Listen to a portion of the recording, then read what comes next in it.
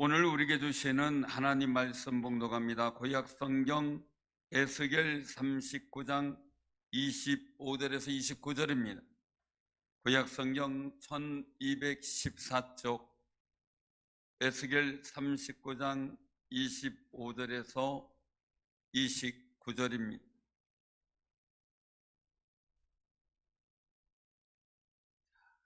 봉독합니다. 그러므로 주 여호와께서 이같이 말씀하셨느니라. 내가 이제 내 거룩한 이름을 위하여 열심을 내어 야곱의 사로잡힌 자를 돌아오게 하며 이스라엘 온 족속에게 사랑을 베풀지라.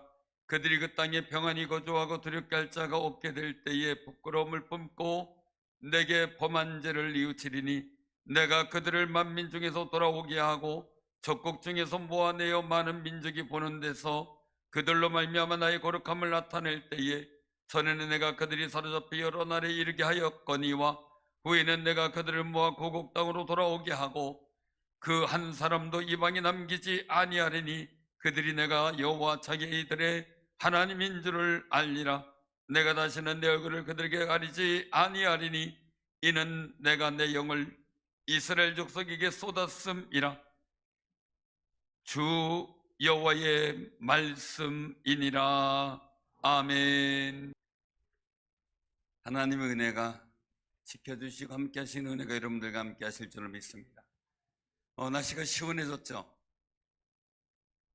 어떤 분은 살 것 같다 이렇게 하시더라고요. 폭염이 또 우리 힘들게 하는 것들이 물러간 것처럼 여러분들 삶의 문제도 해결되고 어려움도 답답해하는 것도 물러가는 역사가 있기를 바랍니다.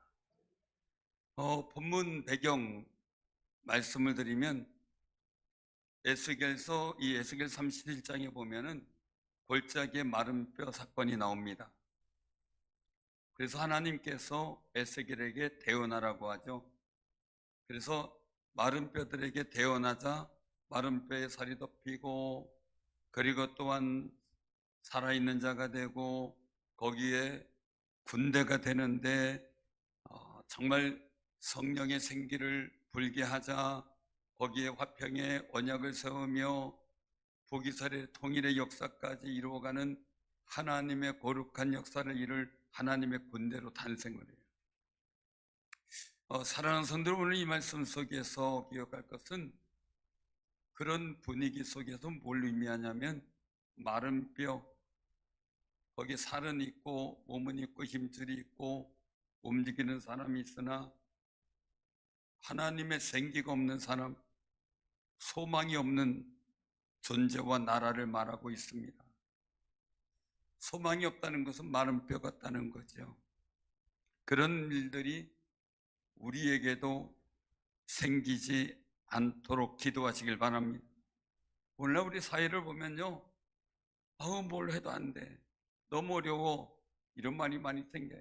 이게 사회적인 문제뿐만이 아니라 교회에도 신앙 안에도 개척 못해, 개척 힘들어, 교회는 부흥 안 해, 교회는 어려워, 아동부 중고등부 교육 아이들 전도가 어려워서 점점 주일학교가 없어지는 데가 많아. 이런 소망이 없는 이야기들이 너무 많이 생기고 있다는 거죠. 우리는 소망이 있는 이야기라는 생기가 불어 생기가 있는 귀한 삶이 되시길 바랍니다. 당근이나 인터넷에 올라온 사이트의 내용 속에서 나온 것이 있어요. 월 800만 원 월급을 주겠다는 공고입니다. 혹시 사기가 아닌가 살펴봤더니 정상적인 직장이에요. 그 다음에 소득이 많다는 건 뭡니까? 이미 힘들고 뭔가 불편한 게 많다는 거죠. 또 한 가지는 일할 사람이 없다는 반증이기도 하죠. 그래서 무슨 직종인가 해서 검색을 찾아봤더니 이 고압전선을 설치하고 하는 일을 하는 그런 일이었어요. 이제 그 대규모 어떤 고압전선 탑이라기보다는 건물이나 이런데 선이 좀 굵은 선이 들어오는 아마 그런 일인 것 같습니다. 높은 곳 한 70m 올라가는 경우도 있다, 이런 얘기를 써놨던데, 전선이 그렇게 무거운지 몰랐다. 힘들어 못한다. 파스값이 더 들어가더라. 골병 들겠다. 한 달 못 버텼다.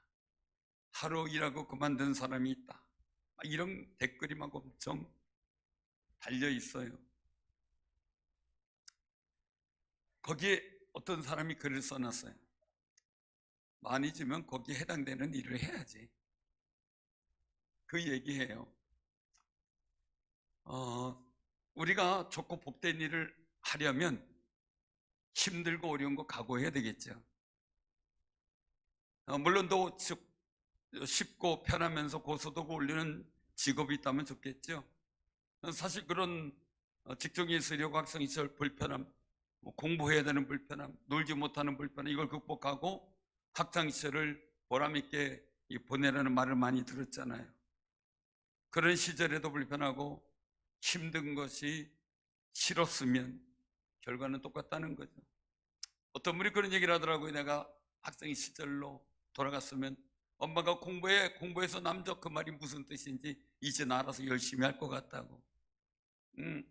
돌아가면 그렇게 될까요?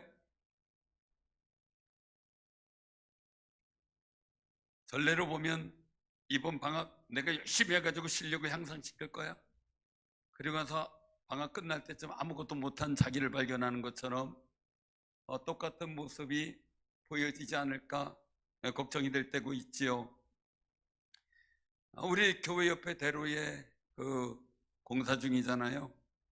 상가들도 불편해하고요, 차량 운전자들도 매우 불편해요. 공사 목적은 기후가 집중호우가 내리더라도 이 장마 피해를 막기 위해서 배수로를 크게 넓히는 작업이에요. 집중호우가 국지적으로 내려서 홍수가 되는 것은 국내만이 아니라 세계적인 재난의 문제가 되었잖아요.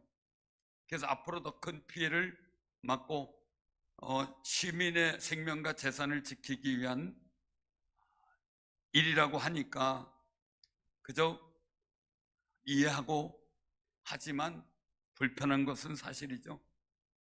가만히 생각해 보면 시에서 시장님과 또한 공직자들이 시민을 안전하게 지키려고 하는 일인데, 그 불편하면 욕을 하고 불편을 토해낼 수밖에 없는 게 우리 사람인 것 같아요. 그렇지만 저도 불편하지만 여러 가지로 불편한 점이 많이 있는데, 옛날, 그러니까 요 조금 전보다 불편한 것이지 사실 그 전에 불편한 건 아예 도로 없을 땐 뭐 상관도 없었겠지만 말이에요. 그래도 공사의 목적을 생각하면서 감사하게 그 기간을 잘 지내려고 노력을 해요. 좋은 일을 하려면 불편함이 생기더라고요. 편한 것을 좋아하면서 좋은 일을 기대하기란 어렵다 하는 생각이 듭니다. 스포츠에서 이름을 날리는 선수들의 이야기를 들어보면은 좋은 성적 내기 위해서 슬럼프에 빠질 때도 있고 여러 가지 일들이 있는데, 자기의 운동 습관을 바꾸기 위해서 노력을 한다는 겁니다.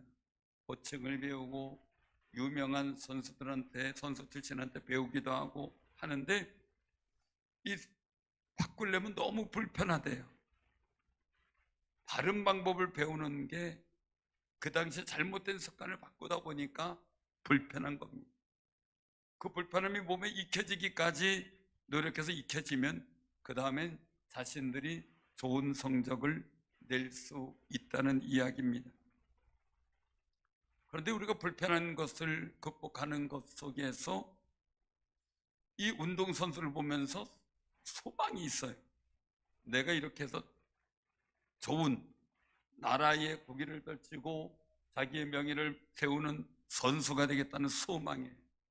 불편을 극복할 수 있는 힘은 바로 소망이더라고요. 자녀들에게 공부를 하라라고 인식시키는 것도 중요하지만 미래의 소망과 사명을 일깨워주는 것은 더욱 중요한 인식이 된다는 거죠. 정말 우리가 귀히 볼 수 있는 그런 마음이기도 합니다.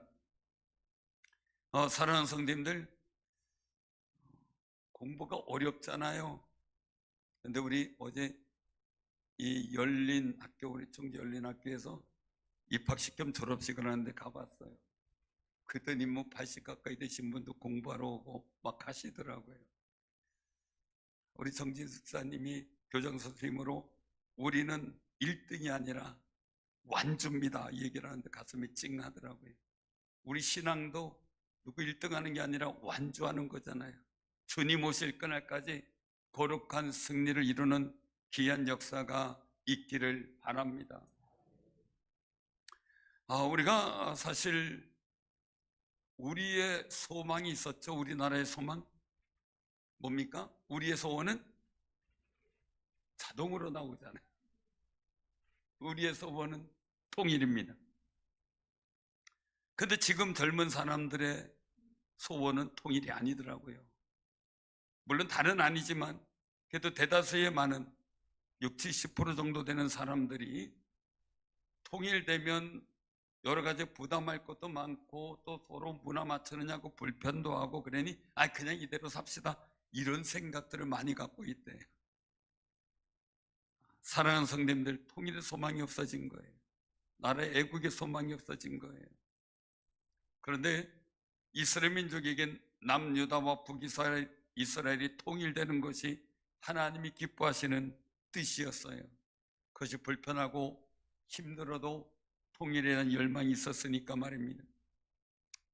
사실 우리나라도 실제로 90년대 중후반에 통일될 기회가 있었다고 합니다. 왜? 북한 스스로 주저앉고 무너질 때였습니다.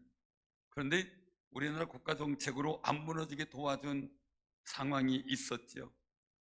지금도 뭐 북한이 안 무너지게 수시로 도와주는 사람들이 있으면 뭐 사실적인 얘기니까요. 근데 그러면서 고려 연방제라는 말이 나옵니다. 근데 고려 연방제는 북한의 김일성이 주장했던 내용입니다. 가만히 생각해 보면 그 생각이 듭니다. 도대체 무슨 생각을 갖고 통일할 것이냐? 우린 기도해야 됩니다. 복음으로 하나님 안에서 평화롭게 통일되는 소원이 생겨나는 나라가 되도록 기도해 주시기를 바랍니다. 대한민국이 여러 영적 어려운 도전 속에서도 하나님의 복된 역사를 지켜서 후손들이 누리도록 소망을 할 수 있어야만 합니다. 그러려면 우리가 하나님을 더욱 기쁘게 섬기는 믿음의 마음을 놓치지 말며 또한 우리 후손들에게도 우리가 믿는 하나님에 대한 신앙을 잘 전해주는 귀한 신앙인들이 되시기를 바랍니다. 이스라엘 민족이 왜 그럼 이런 국난의 어려움을 당했는가? 바벨론 포로 잡혀가고 하는 어려움을 당했는가 하는 겁니다. 하나님을 섬기는 일이 짐으로 불편하게 생각이 들었습니다. 신앙생활을 편하게 하고 싶었습니다. 그러다가 보니 하나님을 섬기는 일 자체가 아예 귀찮아집니다. 그리고 그것은 필요 없다고 생각을 합니다. 그런데 오히려 우상을 섬기기 시작을 합니다.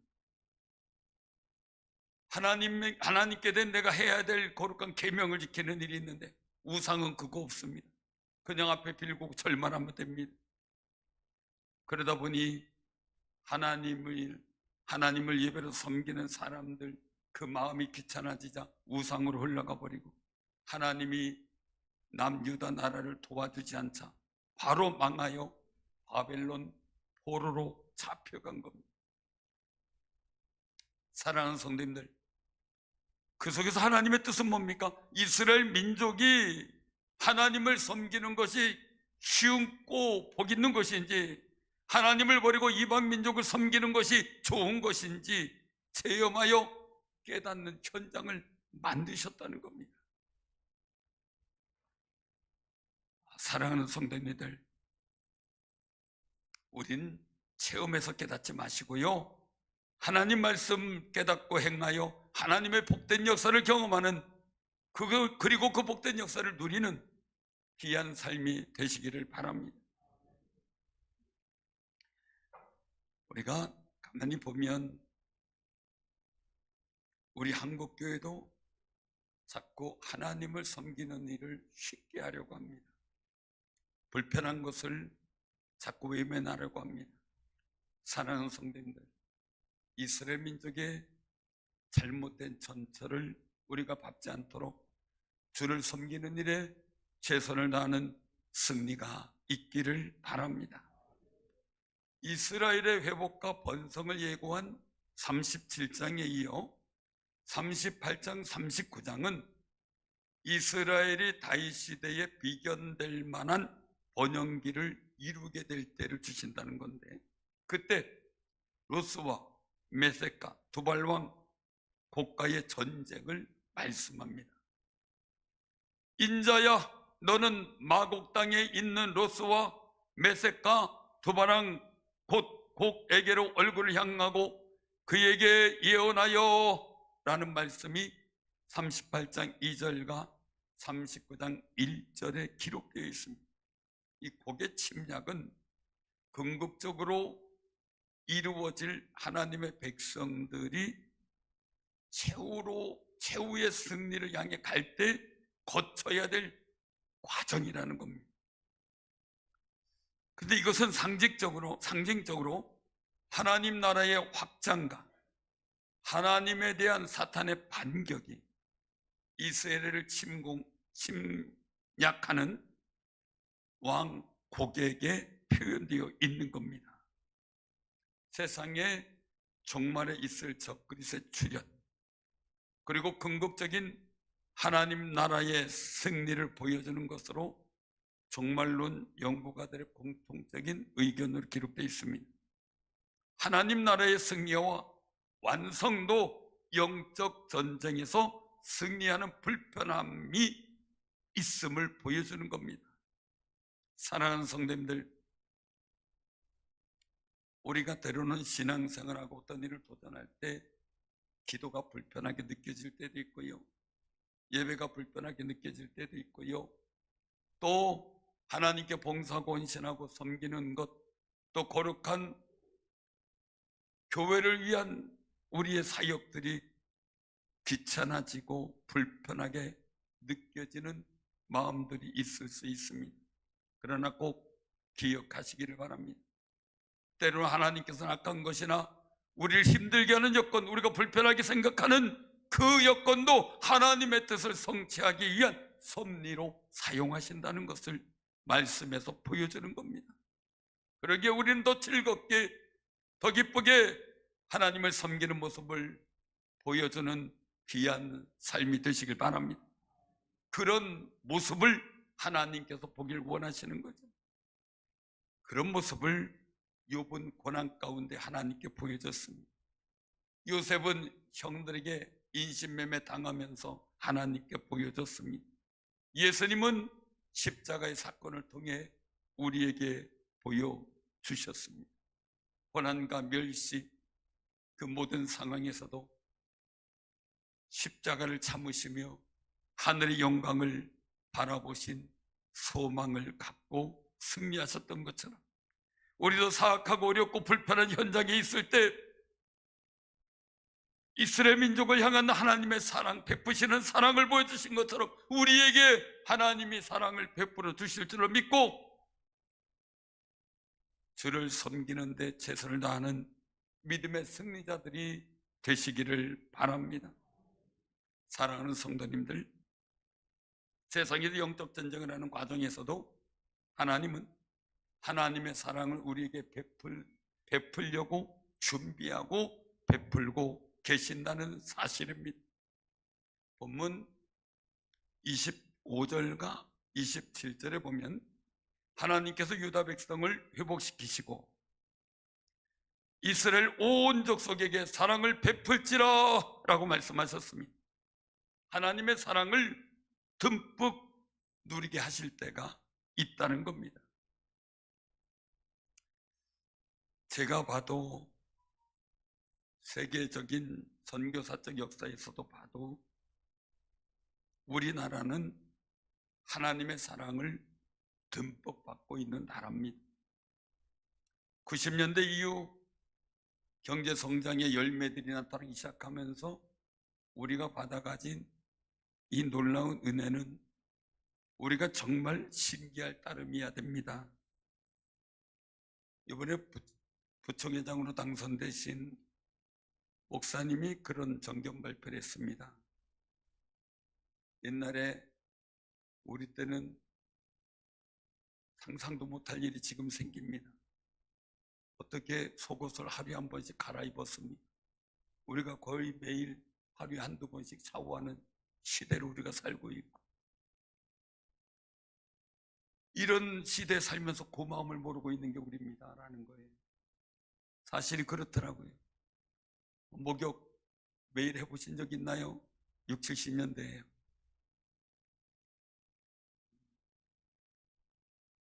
학교에서 신체 검사한다면 그때 불이 나게 했죠. 어려운 과정 그것도 못했습니다. 그것도 하기가 좀 어려웠기 때문이죠. 우린 조선 말역부터 복음이 전파되면서 하나님의 은혜를 크게 받은 민족입니다. 이런 사실을 우린 인정하면서 하나님을 섬기는 일에 최선을 다하는 거룩한 승리자들 되시기를 바랍니다. 25절에 말씀하고 있습니다. 내가 이제 내 거룩한 이름을 위하여 열심을 내어 야곱의 사로잡힌 자를 돌아오게 하며 라는 표현입니다. 에스겔 역시 포로가 되어 바벨론으로 끌려간 사람 중에 한 명입니다. 이제 하나님은 야곱의 사로잡힌 자라는 명칭을 썼습니다. 포로가 되어 끌려간 사람을 다시 돌아오게 하실 때 선포하신 건데, 원래 야곱은 창조됐을 때 하나님의 복강거리 멀었고 에서가 하나님과의 관계 속에 복된 사람이었습니다. 그래서 하나님은 야곱을 창조했다고 하셨고 이스라엘을 지으셨다, 즉 조성하셨다라고 말씀하셨습니다. 그런데 오늘 야곱의 사로잡힌 자를 말씀하고 있습니다. 야곱은 하나님과의 관계가 멀었던 사람입니다. 이스라엘은 하나님과의 관계가 가까워 그 하나님과 겨루어 복된 삶이 된 사람입니다. 기도하며 부르짖으며 환도뼈가 위골될 때까지 씨름하면서 말입니다. 영적 씨름이죠. 유다 백성은 회복될 때 단지 바벨론에서 예루살렘으로 유다 땅으로 돌아오는 걸 그것만 가르치는 것이 아닙니다. 죄로 인해 하나님과 원수되었던 유다 백성이 다시 하나님께서 사랑을 베푸시는 그 은혜 가운데 들어오게 되는 겁니다. 하나님과의 관계가 없었던 그들을 다시 불러 하나님과의 복된 관계를 만들어 가시겠다는 겁니다. 그래서 29절에 보면 그렇게 말씀하죠. 우리 같이 한번 봉독합니다. 29절입니다. 내가 다시는 내 얼굴을 그들에게 가리지 아니하리니 이는 내가 내 영을 이스라엘 족속에게 쏟았음이라. 주 여호와의 말씀이니라. 아멘. 내가 다시는 내 얼굴을 그들에게 가리지 아니하리니. 우린 꼭 기억해야 됩니다. 하나님이 이스라엘 민족을 외면했다는 겁니다. 보지 않았다는 겁니다. 자식이 속썩이면 부모가 자식 얼굴 안 보잖아요. 외면하잖아요. 그때 되면 어떻게 됩니까? 용돈도 줄겠죠. 맛있는 거 먹는 혜택도 없겠죠. 보호에서 벗어난 겁니다. 그런데 그를 다시 보며 지켜보며 얼굴을 이스라엘 민족에게 돌리고 그리고 하나님의 영을 쏟아 부어준다는 말씀입니다. 내 영은 성령님을 가리키는 겁니다. 하나님이 이스라엘 백성에게 성령을 부으실 겁니다. 성령님께서는 이스라엘 백성을 하나님이 원하시는 대로 인도하실 겁니다. 그렇기 때문에 하나님이 이스라엘 백성에게 그 얼굴을 가리는 일이 없을 것이라는 뜻이 됩니다. 영원토록 함께 하시니까 말이죠. 하나님은 우리에게 예수님을 통해 성령님을 보내주셨습니다. 예수님께서도 사도행전 1장 8절에서 오직 성령이 너에게 임하시면 너희가 권능을 받고 예루살렘과 온 유대와 사마리아와 땅끝까지 이르러 내 증인이 되리라 라고 말씀하셨습니다. 성령님 우리에게 하나님 말씀을 깨닫게 하심으로 예수 그리스도를 믿게 하고 하나님의 뜻을 알게 하십니다. 그리고 우리의 마음과 생각을 주관하셔서 하나님이 뜻하시는 원하시는 길로 갈 수 있도록 능력을 주시는 분이 성령님이십니다. 우리가 실수하거나 실패할 때도 위로하시고 격려하시고 우리에게 새로운 마음과 힘을 주셔서 다시 한번 일어나 주를 섬기는 일에 최선을 다할 수 있는 은혜를 주십니다. 이 성령님의 은혜가, 하나님이 쏟아부어 주시는 성령님의 은혜가 여러분들에게 넘치기를 바랍니다. 하나님은 유다 백성을 회복하시고요, 사랑을 베푸시려는 이유가 있다는 거예요. 첫 번째가 하나님의 거룩한 이름을 거룩하게 하기 위해서라는 거죠. 사실 고대 근동의 전쟁은 나라와 나라의 싸움이라기보단 그 나라가 섬기는 신과 신의 전쟁이라고 할 수 있습니다. 그래서 아수르 왕은 자기네들 신을 내동하면서 우린 들의 신이고 너희 하나님은 신에서 나타난, 신의 산에서 나타난 산의 신이다, 들에서 싸우니까 우리가 이긴다 라고 할 정도입니다. 하나님의 택한 백성 유다가 범죄하고 하나님을 떠나 우상을 섬기고 하나님을 섬기는 마음이 무너졌습니다. 그 결과로 바벨론의 침입을 받아 포로가 되었습니다. 그럼 어떻게 된 겁니까? 이스라엘 민족이 섬기는 하나님이 능력이 없어 그들이 섬기는 신에게 졌다는 의미가 되는 겁니다. 하나님의 거룩한 이름이 바닥에 떨어졌습니다.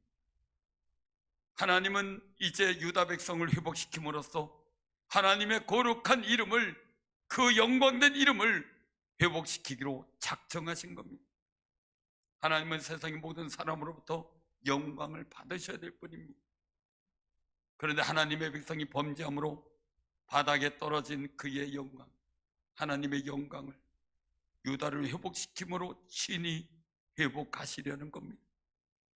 사랑하는 성도님들, 여러분들을 통해 하나님의 거룩한 이름이 영광 받으시는 역사가 있어지기를 바랍니다. 하나님은 그때를 기다리며 여러분에게 사랑을 베푸시고 거룩한 은혜를 도와여 주실 줄로 믿습니다.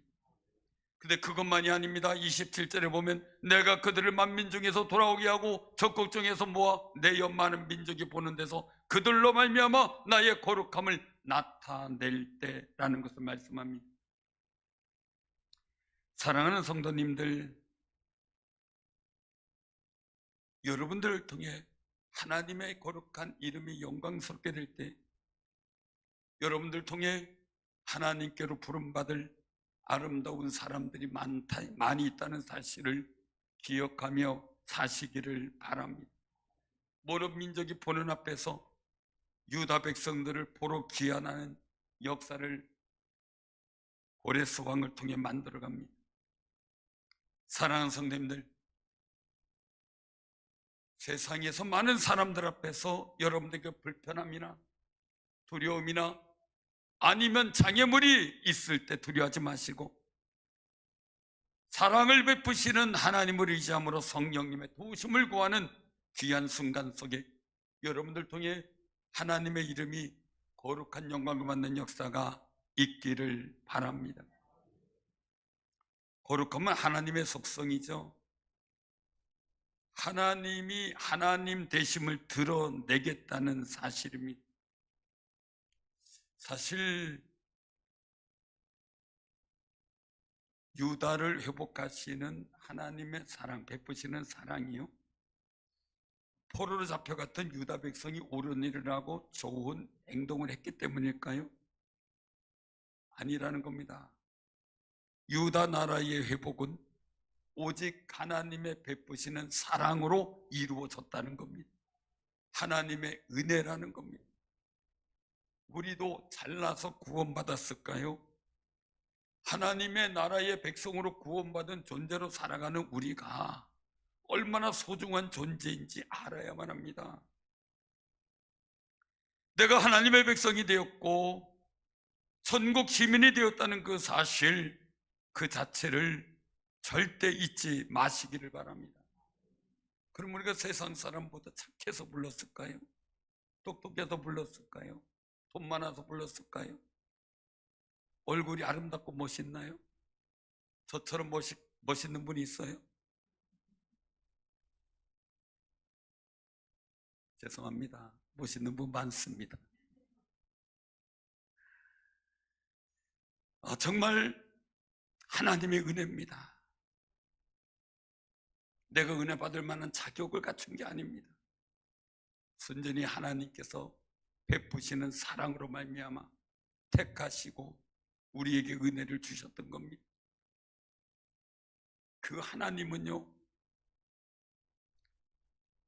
독생자 예수님이 멸시받을 줄 알고요, 십자가에 고난받고 죽으실 줄 알고, 그래도 우리를 사랑하셔서 구원하시기 위해 주님을 내버려 두셨다는 겁니다. 십자가에 달리신 예수님은 마태복음 27장 46절에서 기록된 말씀에 보면 제 90쯤이었어요. 예수님이 부르셨던 말씀이 엘리 엘리 라마 사박다니 라는 말씀입니다. 그 말뜻은 나의 하나님 나의 하나님 어찌하여 나를 버리셨나이까 라는 뜻이라는 겁니다. 우리를 구원하시기 위해서 아들을 세상에 내려보내시고 십자가에 죽기까지 지켜보셨던 하나님, 우리를 사랑하셔서 하나님의 구원의 계획을 하시고 십자가를 지시고 죽는 순간에도 나의 하나님 어찌하여 나를 버리셨나이까 외치시는 하나님의 사랑과 예수님의 사랑을 기억하며 사는 귀한 삶이 되시기를 바랍니다. 구원받은 우리가 보일 신앙이 있죠. 유다 백성이 하나님의 사랑의 베품을 통해 회복되고 예루살렘으로 다시 돌아오게 될 때 하나님이 원하시는 기대감, 반응이 있어요. 하나님이 구원받은 이스라엘 민족이 보여줄 반응, 구원받은 우리가 보일 반응이 있습니다. 26절에 보면 그들이 그 땅에 거주하고 그 땅에 평안히 거주하고 두렵게 할 자가 없게 될 때에 두려움을 품고 내게 범한 죄를 부끄러움을 품고 죄송합니다. 두렵게 할 자가 없을 때에 부끄러움을 품고 내게 범한 죄를 뉘우치리니 하나님께 범한 죄입니다. 사람과 사람 간이 아닙니다. 하나님을 섬기는 일에 불편하기 때문에 쉽게 하려고 했고 결국 하나님을 섬기는 일을 포기하고 결국은 우상을 섬기는 일들로 인하여 하나님을 진노케 함으로 우리가 하나님의 진노를 받았음을 알고 하나님을 이제 세상을 두려워하는 게 아니라 하나님을 두려워하고 우리가 부끄러운 일을 당했고 하나님을 부끄럽게 했으니 우리가 부끄러운 존재임을 깨닫고 죄를 뉘우칠 거라는 겁니다. 또한 28절을 통해서 하나님이 원하시는 기대감이 있습니다. 그들이 내가 여호와 자기들의 하나님인 줄 알리라 하는 그 거룩한 고백이 터져나오기를 원하는 겁니다. 하나님이 굉장히 좋아했던 용어가 뭘까? 여러 가지가 있겠지만 아브라함의 하나님, 이삭의 하나님, 야곱의 하나님, 나의 하나님입니다 라는 그 고백을 할 때 얼마나 기뻐하셨을까 하는 생각을 합니다.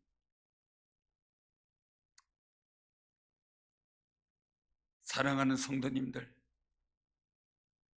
우리 조상들의 하나님이 지금 우리 하나님이시고 우리 하나님이 우리의 후손들의 하나님이 되기를 소원하시기를 바랍니다. 우리 할아버지 하나님, 아버지 하나님, 어머니 하나님, 나의 하나님입니다 고백하며 살 수 있는 그런 자녀들, 그런 후손들이 여러분들의 삶에 있어 하나님 앞에 당당한 담대함을 얻는 은혜가 있기를 바랍니다. 우리 자신들은 잘한 것이 하나도 없는데 하나님의 은혜로 회복시켜 주셨다는 것을 알게 되기 때문에 이 은혜를 받은 하나님의 베푸시는 사랑을 받은 사람이 보여야 될 반응. 사랑하는 성도님들, 하나님 은혜를 받을 자격이 없는 저에게 은혜를 베푸심을 감사합니다. 하나님은 나의 하나님이십니다. 내가 하나님께 범한 모든 죄를 용서하여 주옵소서. 그렇게 깨닫게 될 때 우린 겸손하게 됩니다. 우리 연약함과 부족함을 볼 때 나를 향해 사랑을 베풀으시는 하나님을 바라보며 그 사랑이 나만이 아니라 여러분들 한 분 한 분, 몇백 분, 한 분 한 분에게 같은 동일한 사랑을 베풀어 주시는 하나님이신 것을 믿으시기를 바랍니다. 그 하나님이 다시는 그 얼굴을 유다 백성이 가리지 않겠다라고 하십니다. 지금도 우리를 향하여 보고 계십니다. 왜요? 은총을 베푸시려고, 복을 주시려고, 은혜를 베푸시려고. 이스라엘 민족이 누리게 된 평안은 하나님이 함께한 상태가 이루어졌습니다. 우리의 목표는 하나님이 우리와 우리 교회와 우리 가정과 우리 산업과 함께하는 역사를 만들어 가는 겁니다. 다윗의 목표는 하나님이 자기와 함께함이 그 역사를 만들어가는 게 자신의 목표였습니다. 이제 우리나라도 하나님이 함께하는 온전한 나라가 되어질 수 있도록 더더욱 기도해 주시기를 바랍니다. 우리 충주상일교회가 서울에 있는 상일교회 창립 40주년 기념교회로 1994년 9월 1일 날 제가 부임하고 10월 6일 날 창립 예배를 드리면서 세워졌고 이제 30년이 되었습니다. 지금까지 모든 것이 하나님의 은혜와 하나님께서 베풀어 주시는 사랑으로 이루어졌음을 고백합니다. 우리는 간증할 때 다른 것이 아닙니다. 주의 은혜였다 하는 겁니다. 많은 분들이 간증하다가 내가 이렇게 했습니다, 내가 이렇게 했습니다 하다가 결국 후에 잘못되어진 일들을 많이 봤습니다. 우리는 주님의 은혜입니다. 지금까지 온 것도 주님의 은혜입니다. 또한 하나님의 사랑에 감격해 헌신하시고 교회를 사랑하신 성도님들의 사랑에 베푸는 은혜를 통해 이루어졌습니다. 이제 우리가 하나님께 영광을 돌리며 우리 충주상일교를 통해서 하나님이 베풀어진 그 은총과 사랑에 반응해서 더 큰 사랑을 베푸는 교회가 되기를 소원합니다. 사랑하는 선, 지금까지 하나님의 인도하심 아니었다면 지금까지 올 수 있었을까 싶습니다. 94년도 개척하고 95년도 1주년 지나면서 제가 기도하던 중에 갑자기 성전 건축이라는 감동이 생겼습니다. 이제 간신히 자립할 정도가 되었는데 20여 명 교인 정도밖에 안 되는데 교회를 짓다니요 라는 고백 속에 너무 제가 모든 상황이 힘들어 보였기 때문에 하나님께 반문한 적이 있습니다.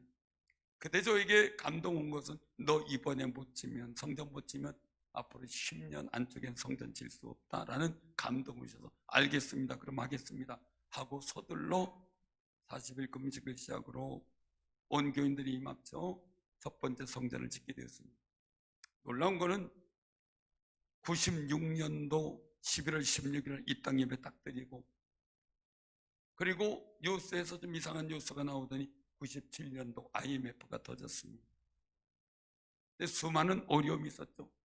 이자가 교회 질 때 13.45%였는데 짓고 났더니 24%로 올랐습니다. 지금 5%, 6%는 말도 안 되는 거죠. 그 속에서 하나님께서 말씀하신 게 생각이 났습니다. 그리고 저희들은 이자가 안 오르고 13.45%로 그냥 유지되고 모든 일을 다 종료시킬 수 있었습니다. 얼마나 감사한지 모릅니다. 성전 이전 때 하나님 제가 어떻게 해야 됩니까? 고백할 때 여러 가지 계획들을 베풀어 주셨는데 가서 제가 할 일, 우리의 사명에 대해서 기도했을 때 2년 동안은 평안하나 3년째 되는 애 어려움을 당할 텐데 그때 믿음을 보이면, 즉 믿음으로 이기면 복된 역사를 주리라, 교를 부흥케 하리라는 말씀을 주셨습니다. 2년 동안 편안하게 지냈습니다. 3년째 도대체 무슨 일일까? 많은 생각에 고민을 많이 했습니다. 뭘까 기도하면서 기도했는데 아무런 응답도 없습니다. 근데 코로나가 터진 겁니다. 2020년도에 말이죠. 그때 이거였구나. 그때 하나님, 우리가 하나님의 사랑의 베품을 입은 교회요 성도로서 어떻게 하는 것이 믿음의 승리를 하는 겁니까? 라는 고백 속에 예배를 지키는 것이 하나님이 원하시는 믿음임을 알게 된 겁니다. 그리고 기간 동안 예배를 드리며 모든 예배를 정상으로 드리고 인원 제한하면 하여간 1부, 2부, 3부 예배를 나누면서까지도 드려지며 지냈습니다. 사랑하는 성도님들, 하나님이 우리를 향해 사랑을 베푸셨습니다. 우리도 그 사랑에 반응하는 아름다운 믿음의 모습을 보인다면 하나님이 놀라운 역사 주실 줄을 믿습니다. 그때 가정마다 기도의 제목이 수많이 이루어졌습니다. 하나님이 약속하신 은혜로 말미암아 말이죠.